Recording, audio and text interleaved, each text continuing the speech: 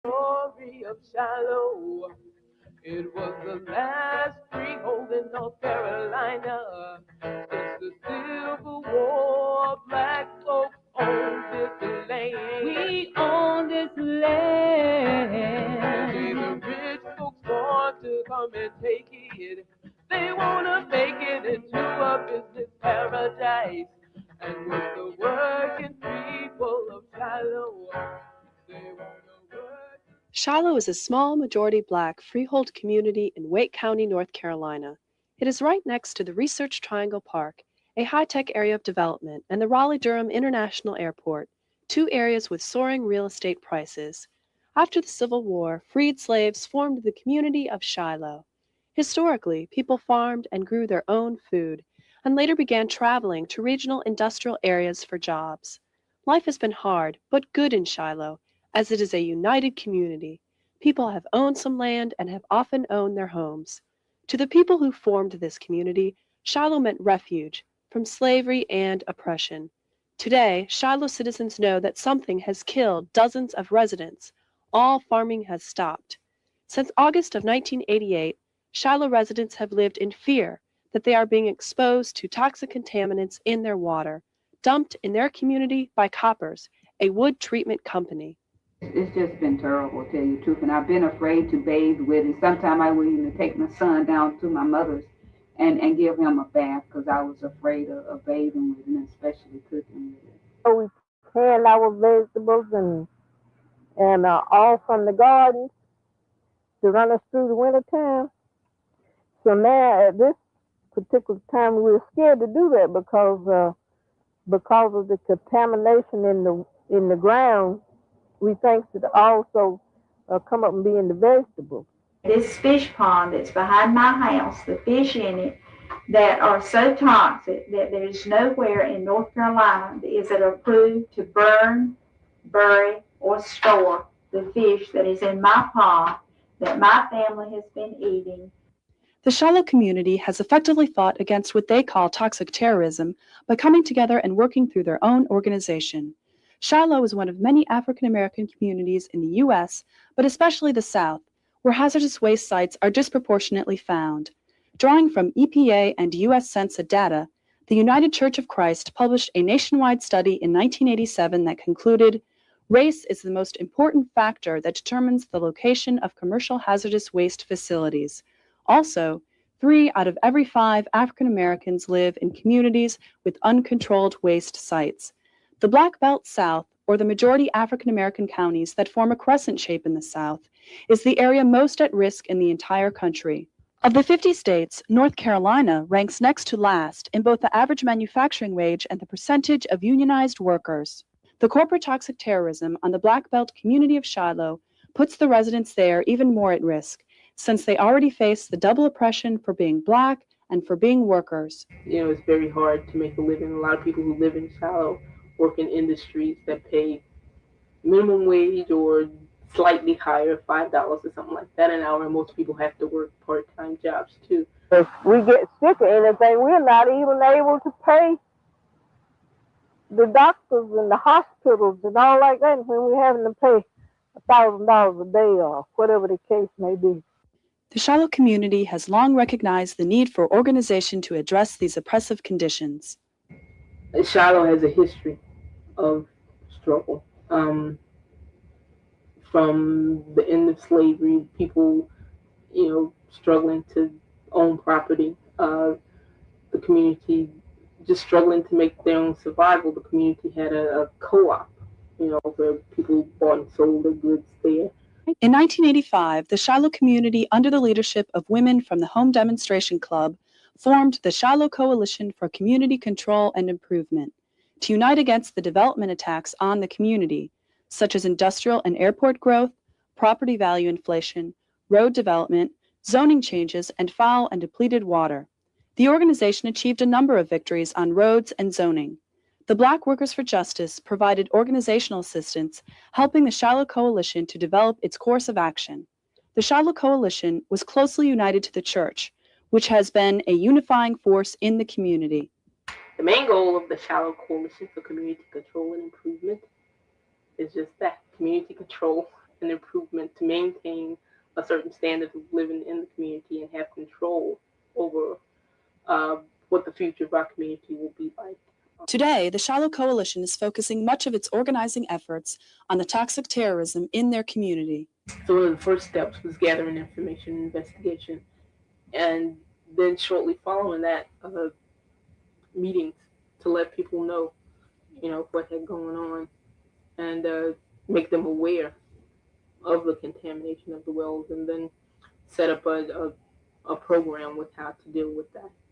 The Shiloh Coalition, which includes workers and union representatives, quickly saw the need for the community to bring together its own body of information on the water contamination. In April of 1989, the group organized a public hearing.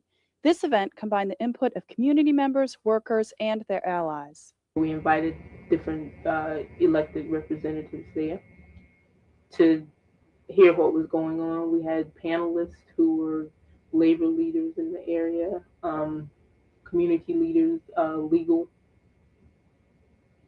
attorneys, just people who we've had dealings with, just to come and collect testimony about exactly what was going on in the community, how this contamination issue had affected the community, and that was a major stepping stone for us. With the information they gathered, the Shiloh Coalition pieced together the details of the contamination. From 1968 to 1975, the Koppers Company processed treated wood using PCP or pentachlorophenol. Workers in the treatment building sprayed a mixture of PCP and IPE, or isopropyl ether, onto wood. PCP solution that didn't penetrate wood was wasted directly to lagoons and a pond on site. From these areas, the contamination easily traveled to underground streams throughout Shiloh. In other sections of the plant, workers cut, drilled, and sanded the wood. Koppers bought the plant in 1962, providing the first source of industrial jobs in the area. Many Shiloh residents worked at the Koppers plant, and for them, the health effects have been severe. All the ones I know that worked in the treatment process that I knew that were good friends, they just dropped dead. A lot of the illnesses that we see there, well, the people that we know who have died, who worked at the plant, we just know that they were relatively young. The sicknesses were not something that went on over years. As the Shiloh Coalition uncovered the basic facts of the contamination, they also uncovered the details of a long-term information blackout on the part of Koppers and some governmental agencies. As early as 1972, Koppers was recording the existence of PCP in wells at the plant. In 1980, the EPA identified high levels of PCP in the Koppers Pond sediment, 6,000 times that acceptable in groundwater. The EPA's investigation was considered complete when Koppers agreed to remove waste piles and contaminated pond sediment. However, Koppers never removed any sediment, only the waste piles. One chief official even declared the case closed. There was not an effort to test wells until actually September of 1987, which is the first time that off-site wells, possibly 8 wells in the area, including the church's well, were found to be contaminated with what at that point were called low levels of pentachlorophenol. But it wasn't until August of 1988 that the EPA even informed Shiloh residents of the PCP contamination, 16 years after Koppers first discovered it and 8 years after the EPA did. At this time, the Shiloh site had the highest severity EPA ranking for groundwater contamination of any site in North Carolina. As residents unraveled the confusing timetable of this poisoning, they realized how long this situation had remained ignored. They found that no government agency had given consistent and accurate information about health risks, nor had they admitted when there was a problem or investigated in a timely manner. And I saw a pamphlet that was published by the state of North Carolina on fishery. And the Nedlands Pond had worse dioxins in the fish than anywhere in the state of North Carolina. And the thing that really gets me is to think that the EPA came out and they got our fish and they analyzed our fish. And booklets was written on them that was given to other people across the state, but the Nedlands never knew anything about it. And it really boils me to think This was public knowledge to everybody except the people that are eating the fish. Occasionally, we will get a press release after the press has gotten it. Occasionally, we will get a letter after the press has gotten it. Workers have come forth with the details of the information blackout that they endured while working at the plant. Until the publication on the contamination, I wasn't even aware of what chemicals they were using. Coppers never told me anything about it in health working at the plant. They should have been telling us at least once a month or every 6 months this stuff could be hazardous to your health or whatever. But they haven't been educating the people on it, kind of working condition we was in. All they were concerned with was on the job injuries. If you didn't get hurt on the job from a saw or a nail or something like that, nothing else was, any concern. Responding to requests and pressure from the Shiloh Coalition, the State Health Department conducted a cluster study to examine the health consequences of PCP exposure for people living close to the site. The study claims that there are no abnormal levels of cancer in Shiloh, yet fails to compare the levels with other similar areas. Nor did the study look at the other health effects of PCP exposure. We feel like it was very premature to say that there is no health problem here. In fact, it was irresponsible to say that there's no health problem here, given the fact that a number of the problems we're not going to see for a long time. Although the EPA continues to state that there are no health effects among Shiloh residents due to the contamination, they have notified numerous residents not to drink their well water or to take baths in it. Reputable studies indicate that Shiloh residents have been subjected to quantities that put them at risk. The well at the Shiloh Baptist Church has PCP contamination 31 times the level that causes cancer in animals, according to levels determined by a national toxicology study. 8 countries have entirely banned the production of PCP. Also present in commercial-grade PCP are dioxins, the most potent cancer-causing compounds known on Earth. Residents note an alarming rate of health problems occurring, often matching health effects of PCP and dioxins, such as cancer and circulatory problems. A lot of people in this community, every other house, someone have died with cancer. There's a high incidence of high blood pressure. A lot of people write that off as being typical of the African Americans, but for everybody to suffer from this, and that's what it is, children as well as adults, and I think there's something, there has to be a little more than that there. From testimony gathered at the public hearing and with technical assistance from the Clean Water Fund, the Shiloh Coalition formulated a set of demands. These demands were submitted to the EPA and to all elected officials responsible to the community, such as officials in Morrisville, the adjacent municipality. Overall, the public hearing was a significant organizing event for the Shiloh Coalition. It put the EPA on notice, one. It put the state on notice. It put Morrisville on notice. It let put the representatives on notice that we put you in office and this is going on here and we need you to be accountable to our community. You come to us for our vote. Now, this is what we need you to do for us. And we got pretty good response by doing that. And I think it helped the community too, to let people feel, or to let people know that they're not isolated. In keeping with the rights guaranteed to people by the Clean Water Act and the Superfund legislation, the Shiloh Coalition has demanded that an alternate water supply be provided, that all wells be tested, that all contaminants be tested for, that community members be part of the decision-making process, and that a full cleanup be conducted.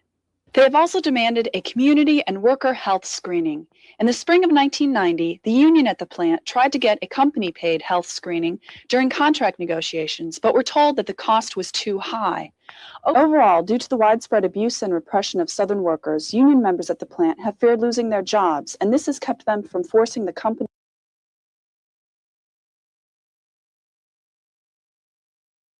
to be accountable to both the workers and Shiloh residents. I think the union could have done more to address the health problem of coppers. The people in the union was too afraid to make too many complaints about the working condition. Afraid to make lose the job, lose the position, or whatever. EPA has not, there is not going to be a further action of doing health screening. Because of a lack of response to its demands in general, but in particular for a health screening, the Shiloh Coalition, with support from the North Carolina Student Rural Health Coalition, has formed a health committee to organize its own screening and survey. The Shiloh Coalition has continued to gather accurate health information, and the community has organized a committee to apply for a technical assistance grant from the EPA to aid in gathering and presenting health and technical information to the community so that they can make informed decisions. In 1988, the State Superfund Agency put the copper site on the National Superfund list, a list of the 400 most highly toxic waste sites in the country. The plant in Shiloh continues to operate as part of the multinational Beezers Company, which has bought out coppers nationwide. Not only then does Beezers own the toxic pond in Shiloh, but all of the other 6 toxic copper sites across the country on the Superfund list. I believe Mr. Beezer did a due diligence study of coppers before he purchased it, and I think he felt that it was a good buy. The Shiloh Coalition is pressuring Beezers to be accountable to both the community and workers, since they now legally bear responsibility for the cleanup.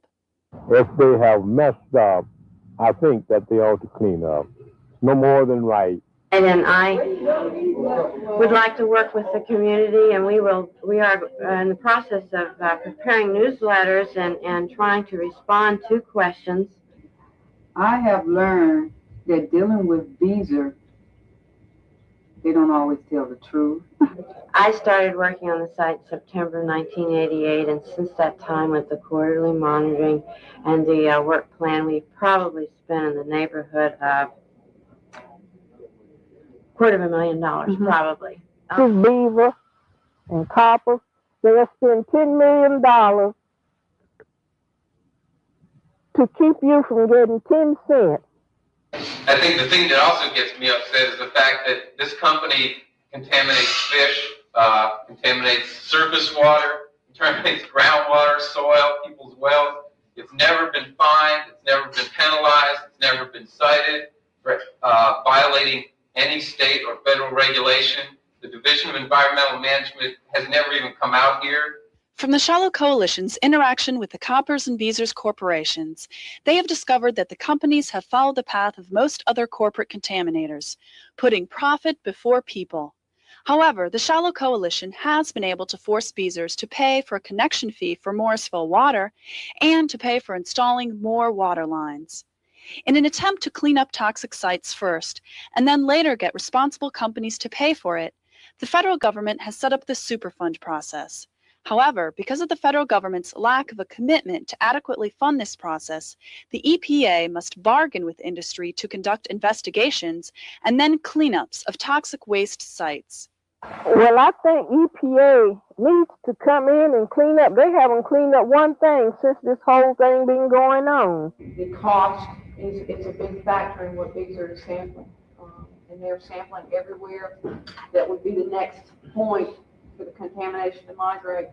From what I've seen, they are covering it. And I don't think it's going to skip a very long area. Now, how do they know that the one that they missed was the one where it was contaminated? You may not like the answer we're going to give you, but it's our job to find you an answer. We got 12 federal facilities. One federal facility has 500 sites on it. Now, there's no excuse that we can't answer your Coupled needs. with the EPA's lack of resources and staff is an unwillingness on the part of EPA administration to challenge industry, thus making it necessary that communities struggle with EPA itself to force it to carry out its own stated objectives. Shiloh residents have learned the importance of group action in forcing agencies such as the EPA to be accountable to communities and workers. Barbara Benoit from the EPA did talk to us, and it was after the coalition had really pushed and joined together, the Shiloh Coalition had joined together, and everybody was writing letters, and we heard a petition to Raleigh, to Dr. Levain and all, that the EPA has been involved in it now, and Barbara Minoy will talk to you now, that we used to didn't have any idea who in the EPA to get hold of. The Shiloh Coalition has been successful in forcing the EPA to adopt a timeline for action, to hold an additional public hearing, to test for dioxins, and to communicate with residents. It's taken communities like ours and workers to hold companies accountable and officials accountable, EPA accountable, and state officials, local officials, what have you, to ensure that these projects are brought to their attention and that cleanup can occur. The Shiloh Coalition has also called on elected officials to respond to the toxic terrorism. The town commissioners and mayor of Morrisville, the municipality next to Shiloh, have generally not responded to the needs of the Shiloh people, but rather to the interests of corporate investors. The motivations of Morrisville are strictly tax-based and money. Morrisville exercised extraterritorial jurisdiction over Shiloh, since many Shiloh residents could not vote for Morrisville officials, but their actions directly impacted on the community of Shiloh. For example, industrial water lines, not residential as Shiloh residents need, were laid soon after the contamination issue became public. However, we were not involved in any of the meetings, any of the decisions as to where the lines should go, or which households should be included or covered or hooked into the line. It was basically closed meetings with them, with no input whatsoever from anybody from the community. Well, I certainly feel real positive about the installation of almost 4 miles of water mains. Morrisville is requiring Shiloh residents, many of whom are elderly and on a fixed income, to annex into the town and pay high taxes on their inherited land.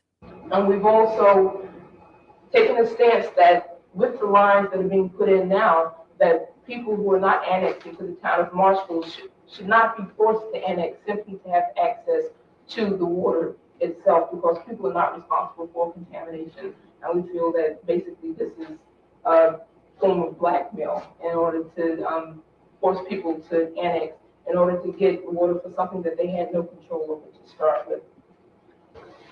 A municipal corporation in North Carolina is a creature of the state, and it is a corporation. Its taxpayers are very much like the stockholders.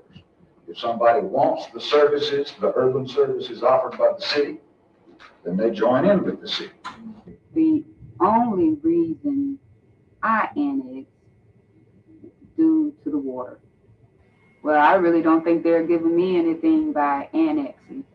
The Shiloh Coalition has repeatedly asked the EPA to intervene in the struggle with Morrisville in order that the legal right to an alternate water supply be granted. And we're aware that EPA sent a hand-delivered letter to Morrisville highly suggesting that they waive their annexation right in order to allow people to hook into the water line, because of the whole health risk factor there. Is there anything, or can EPA do something much stronger than simply send a letter to Morrisville to ask them to waive the annexation right? We know it can be done. The federal government does not like to get involved in municipalities' business. Only when the Shiloh Coalition has organized and petitioned the Town Council of Morrisville have they won any concessions from the town. The Shiloh Coalition has reduced the amount people have to pay for water hookup and has forced Morrisville to put in more residential water lines. The Shiloh Coalition has also called on other elected officials. Jesse Helms felt that there was no problem. And the governor didn't deem it necessary to come to the public hearing. But some officials have been responsive. A few officials have been responsive. A few of them know that, the community of Shiloh, they got a certain amount of votes from the community, or they won a certain number of votes from that precinct. And we've made no qualms about, we voted for you, so when we call on you, you better be there.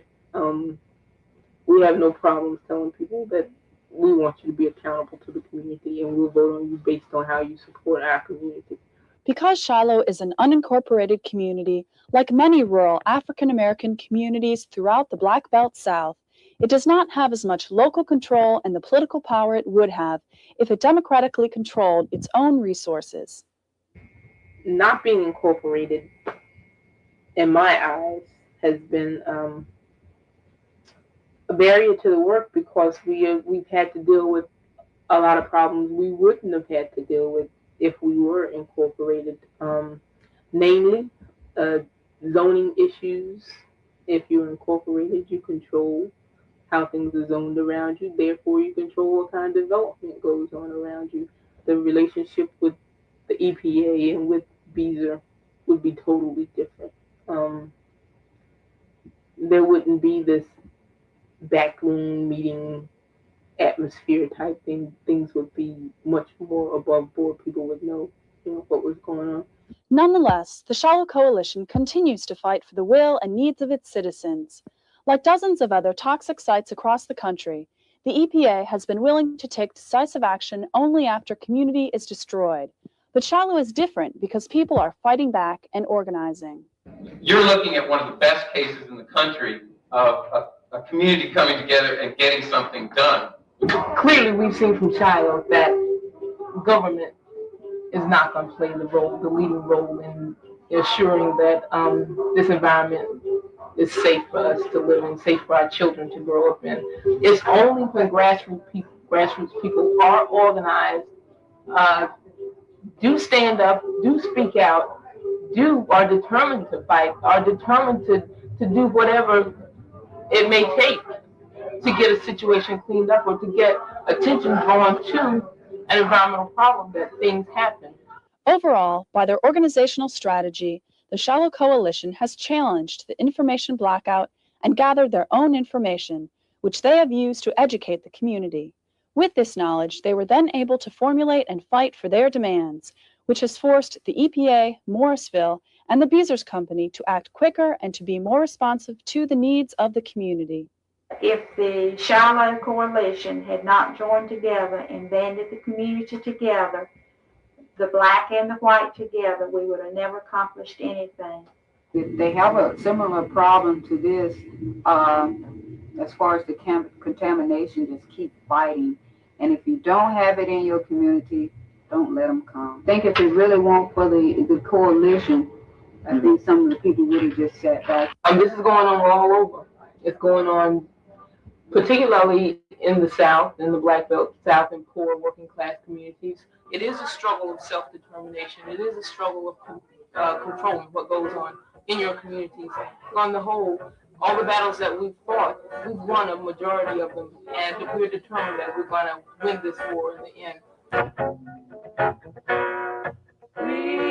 Free, got to be free. Free, got to be free. Free, got to be free. Free, got to be free. Well, here's the story of Shiloh. It was the last freehold in North Carolina. Since the Civil War, black folks own this land. We own this land. Only the rich folks want to come and take it. They want to make it into a business paradise. And with the working people of Shiloh, they want to work us all for a dime. They're not going to take it. So we're organizing the people of Shiloh, the sons and daughters of slaves. They're not going to take it. We're going to hold on to our heritage, hold on to our land and our future. Because self-determination, reservation and liberation. We're gonna be free, got to be free, free, we got to be free.